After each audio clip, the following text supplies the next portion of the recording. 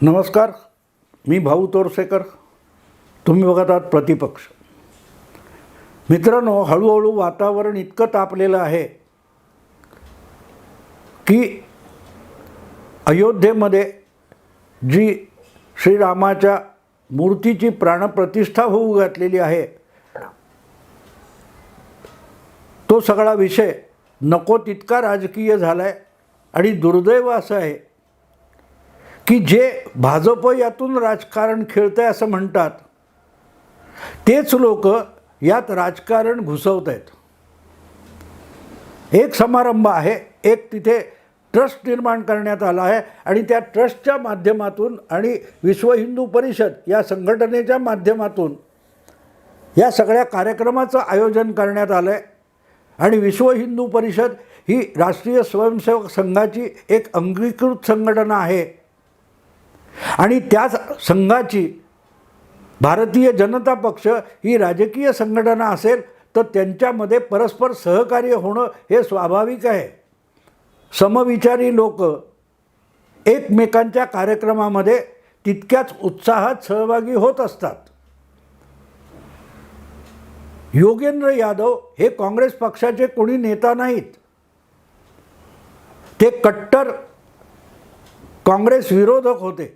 2019ची लोकसभा निवडणूक संपली आणि त्यात परत एकदा भाजपला प्रचंड बहुमत मिळालं.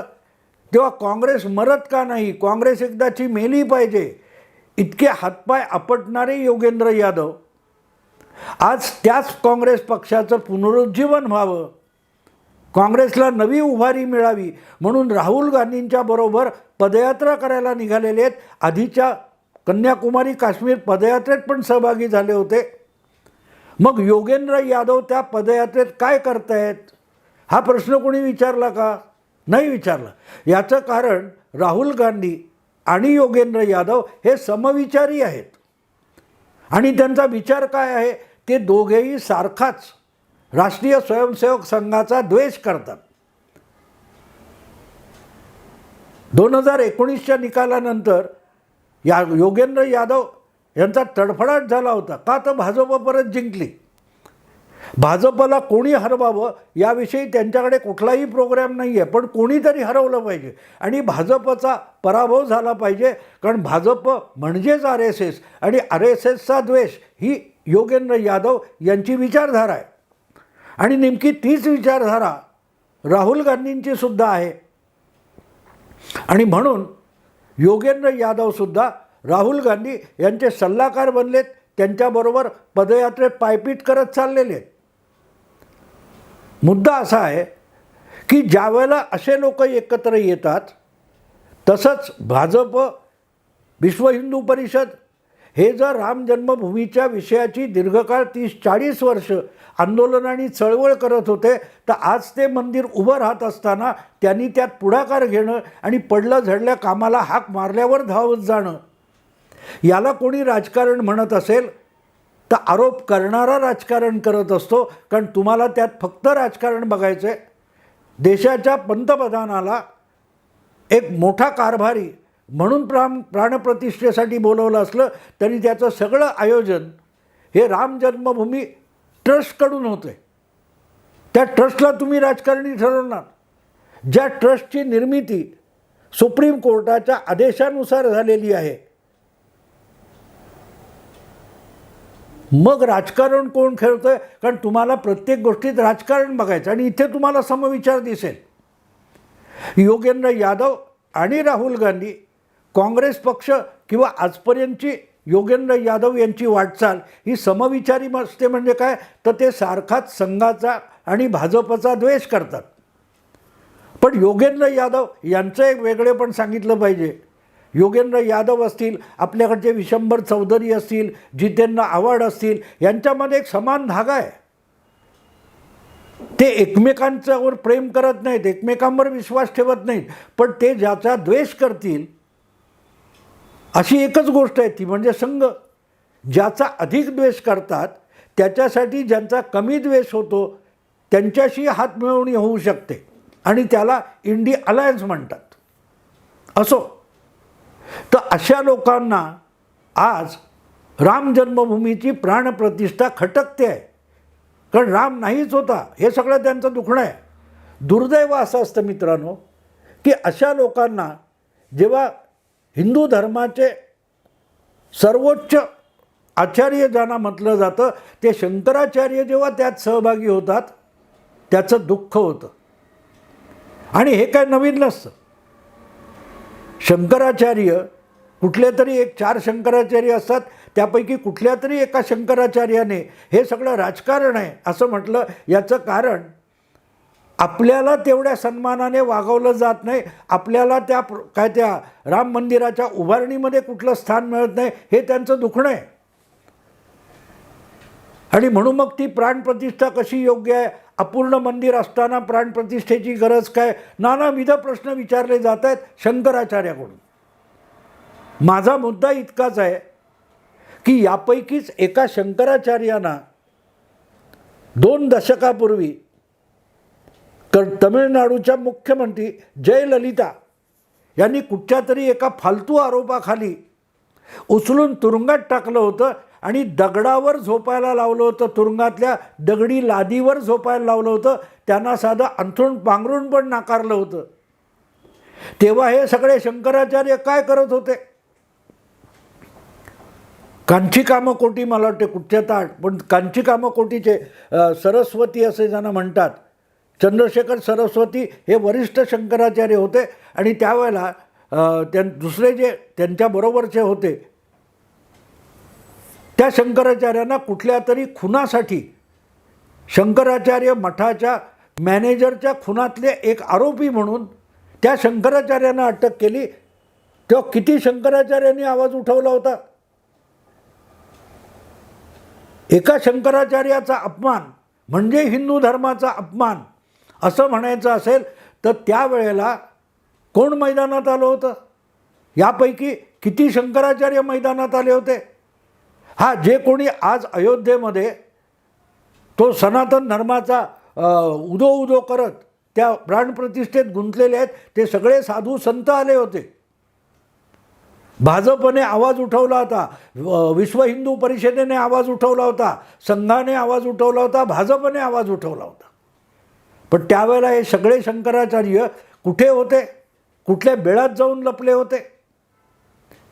बाबरी मशीद पाडून आज मंदिर उभं राहते, पण ते मंदिर पाडून तिथे बाबरी मशीद उभारली गेली.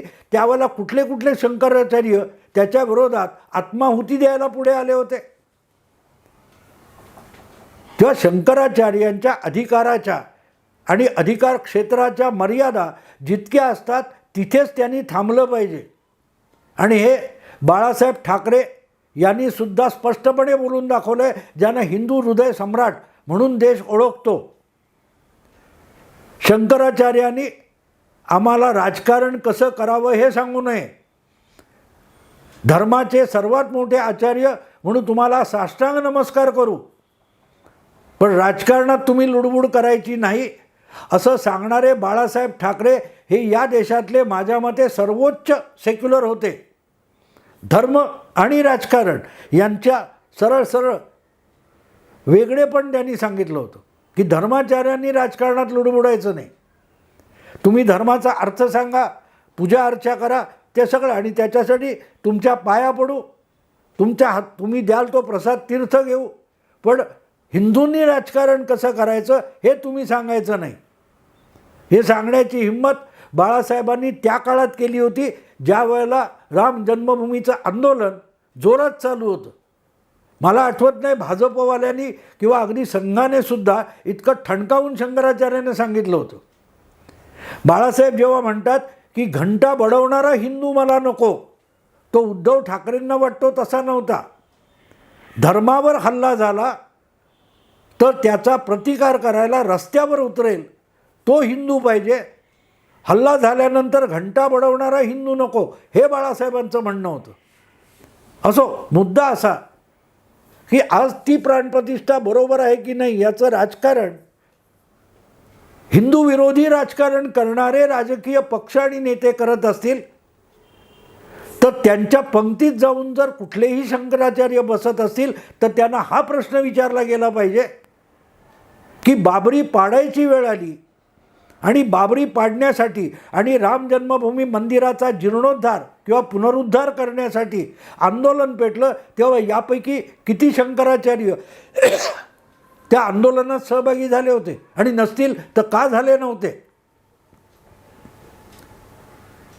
प्राणप्रतिष्ठेच्या तांत्रिक बाजू सांगता तुम्ही, पण धर्म टिकवण्यासाठी लढावं लागतं, लढण्यासाठी आत्माहुती द्यायला लागते.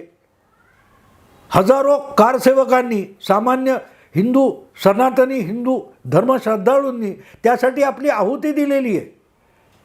ती अयोध्येत गोळीबारासमोर आपलं प्राणदान करून दिलेली असेल, किंवा साबरमती एक्सप्रेसचा डबा पेटवला गेला, त्यामध्ये 59 कारसेवक होरपळून मेले,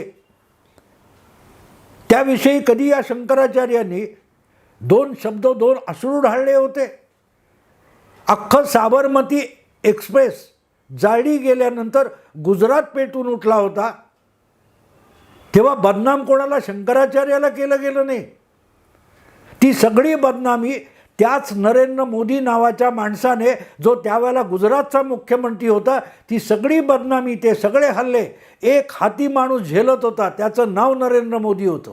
आज तो पंतप्रधान आहे, पण त्यावेळेला तो बिलकुल नवखा मुख्यमंत्री होता, पण पळाला नाही ना, सगळ्या पुरोगाम्यांना शरण गेला. धर्माच्या नावावर आपल्या व्यक्तिगत प्रतिष्ठेची आणि राजकारणाची प्रतिष्ठा पणाला लावून मोदी तो लढा लढले होते, ज्यासाठी 59 कारसेवकांचा बळी गेला होता. किती शंकराचार्यांनी त्याविषयी आवाज उठवला होता? किती शंकराचार्य उठून नरेंद्र मोदींच्या समर्थनासाठी उभे राहिले होते? आज तुम्हाला नरेंद्र मोदीचं राजकारण दिसतं. आज तुम्हाला अयोध्येतल्या मंदिराची प्राणप्रतिष्ठा त्याच नरेंद्र मोदीच्या हातून होणार म्हणून तुम्हाला त्यात राजकारण दिसतं. मोदींना चाटुकार करणारे लोक आवडतात असं म्हणणाऱ्यांना आज जे कोणी आरत्या ओवाळत आहेत त्या शंकराचार्यांना, ते आज शंकराचार्यांची चाटुकारिता करतात. शंकराचार्यांना सुद्धा जे सनातन धर्माला शिव्याशाप देतात, त्यांनी केलेली चाटुकारिता आवडते, म्हणून त्यांच्या भाषेत जर शंकराचार्य बोलत असतील तर अशा धर्माचार्य शंकराचार्य हे जे आपल्या व्यक्तिगत मतलबानुसार धर्माचे अर्थ आणि शास्त्र सांगतात, त्यांच्यामुळे हिंदू धर्म वर्षानुवर्ष धोक्यात आला, हे ठणकावून सांगणं आवश्यक आहे. आणि म्हणून मी प्रश्न विचारला की कारसेवक होरपळून मेले, किंवा मुलायम सिंग यांच्या सरकारच्या काळामध्ये कारसेवकांच्या अंगावर, छातीवर गोळ्या झाडल्या गेल्या, शरयू नदीमध्ये कारसेवकांची प्रेतं फेकून देण्यात आली, तेव्हा हे सगळे शंकराचार्य कुठे होते? धर्माचा अर्थ सांगणारे आणि आजच्या प्राणप्रतिष्ठेतल्या त्रुटी शोधणारे हे सगळे धर्माचार्य तेव्हा कुठे होते, याचंही उत्तर द्यावं लागेल. आज तुम्ही जे काय धर्माचे अर्थ आणि शास्त्रार्थ सांगायला निघालाय, तो धर्म टिकवला तुम्ही नाही, टिकवला कुठच्या शंकराचार्यांनी नाही टिकवला. त्यासाठी वर्षानुवर्ष, शतकानुशतकं ज्या सामान्य माणसाने वेदना सोसल्या, कष्ट सोसले, यातना सहन केल्या, प्राणाहुती दिली, त्यांना तुम्ही शास्त्रार्थ सांगू नका. कारण तुम्हाला शास्त्रार्थ सांगण्या इतका हिंदू धर्म आज शिल्लक आहे, त्याच्यासाठी हजारो लाखो हिंदूंनी बलिदान केलेलं आहे. किती शंकराचार्यांनी बलिदान केले? किती शंकराचार्यांनी बलिदान केले? मुद्दा असा असतो मित्रांनो, की आज ह्या शंकराचार्यांचे गोडवे गाणारे बघा, जे उरलेल्या वेळेला फुले शाहू आंबेडकर म्हणतात. त्या फुले शाहू आंबेडकरांनी कधी शंकराचार्यांचे गोडवे गायले होते? या सगळ्या शंकराचार्यांना झुगारणारा एक वेगळा शंकराचार्य खुद्द शाहू महाराजांनी कोल्हापूरच्या कुठच्या तरी एका मठामध्ये स्थापन केला होता. जे शाहू महाराज असल्या धर्मार्थ सांगणाऱ्या, शास्त्रार्थ सांगणाऱ्या शंकराचार्यांना झुगारून एक स्वतंत्र शंकराचार्य नेमण्याची नेमण्याचं धाडस करत होते, त्यांच्या नावाची जपमाळ ओढणारे पुरोगामी आज त्याच मठाधीश शंकराचार्यांचं कौतुक सांगतायत. गल्लत कळते मित्रांनो. मी विषय हा टाळला होता. आपणच आपसात एकमेकांची निंदा नालस्ती करू नये, निदान हिंदूने एकमेकाच्या खांद्याला खांदा लावून उभं राहावं, ही माझी अपेक्षा आहे. पण ही वेळ त्या शंकराचार्यांनी आणली जे प्राणप्रतिष्ठा समारंभातले आणि सोहळ्यातल्या त्रुटी सांगतायत. कोणाच्या बरोबर उभे आहात तुम्ही? कमीत कमी एवढं भान पाहिजे. तेवढं भान नसेल तर तुम्ही किती आयुष्यभर ब्रह्मचर्य पाळलं आणि किती अनुष्ठानं केली आणि किती मठ चालवले याला काही किंमत नसते ना. तुम्ही एका शंकराचार्याला जयललितांनी अटक करून काही दिवस काही महिने तुरुंगात डांबलं तेव्हा रस्त्यावर आलात ना. कारसेवक मंदिराच्या पुनरुज्जीवनासाठी आणि बाबरीचा ढाचा पाडण्यासाठी कारसेवक आत्माहुती द्यायला निघाले होते ना. तिथे यापैकी कोण शंकराचार्य पुढे आले ना. होरपळून साबरमती एक्सप्रेसमधले कारसेवक मारले गेले तेव्हा यापैकी कोणी आले नव्हते. हिंदू धर्माला चिरडून टाकण्याचं राजकारण आधीच्या 10 वर्षात 21व्या शतकाच्या पहिल्या दशकात किंवा त्याच्या आधी हळूहळू आणि गेल्या 2004 पासून 14पर्यंत अखंड हिंदू धर्माला दहशतवादी ठरवण्याचे डावपेच राजकीय पातळीवर आणि सत्तेच्या पातळीवर खेळले गेले. चिदंबरम यांच्याकडून खेळले गेले. तेव्हा हे शंकराचार्य कुठे होते? जेव्हा उभं राहायला लागलं तेव्हा तुम्हाला हिंदू धर्मातल्या शास्त्रार्थ आणि धर्मार्थ आठवायला लागले. कारण चाटुकारिता तुम्हाला आवडते. आपले पाय चाटणारे कोण आहेत? ते हिंदू धर्म सनातन धर्म मानतात का याची देखील फिकीर नसलेले शंकराचार्य जेव्हा प्राणप्रतिष्ठा सोहळ्यातले त्रुटी सांगतात तेव्हा त्यांच्याकडे साफ दुर्लक्ष केलं पाहिजे. आणि म्हणून मला बाळासाहेब आठवले की शंकराचार्यांनी आम्हाला राजकारण शिकवू नये. हा राजकीय सोहळाच आहे. कारण आज प्राणप्रतिष्ठा होते ते अयोध्येतलं मंदिर हे राजकारणातून उभं राहिले, राजकीय चळवळीतून उभं राहिले.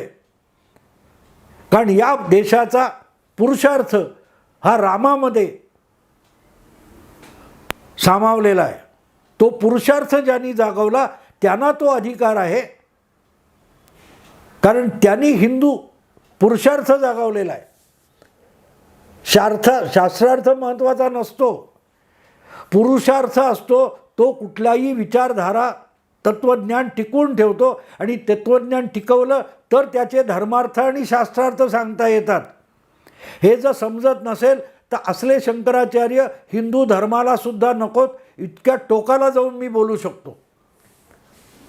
तुमच्यामुळे हिंदू धर्म टिकला नाही आणि जेव्हा हिंदू धर्मासाठी लढायची वेळ आली तेव्हा तुम्ही पुढे आला नाही, ही तुमच्यातली त्रुटी आहे.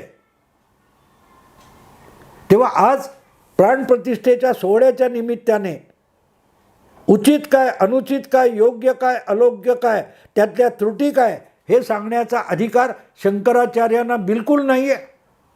कारण हा सगळा सोहळा एका ट्रस्टतर्फे होतोय.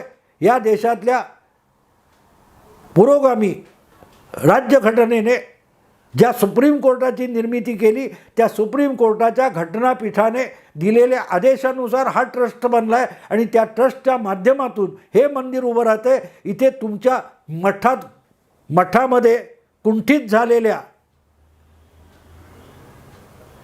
धर्माशी या मंदिराचा प्रश्न नाही. कारण राम हा पुरुषार्थ आहे. हे ज्या शंकराचार्यांना कळत नसेल त्यांना एक प्रश्न जाहीरपणे विचारला पाहिजे की जेव्हा तुमच्यापैकी एका शंकराचार्याला अटक केली तेव्हा तुम्ही कुठल्या बेळात लपून बसला होता? ज्या वेळेला बाबरीसाठी सामान्य भारतीय हिंदू छातीवर गोळ्या झेलत होता तेव्हा तुम्ही कुठल्या बेळात दडी मारून बसला होता? हा प्रश्न विचारला गेला पाहिजे. आज इथे थांबतो. फार एक्साइटमेंट बरी नाही आहे. मित्रांनो, विषय आवडला लाईक करा, शेअर करा, सबस्क्राईब करा. नमस्कार.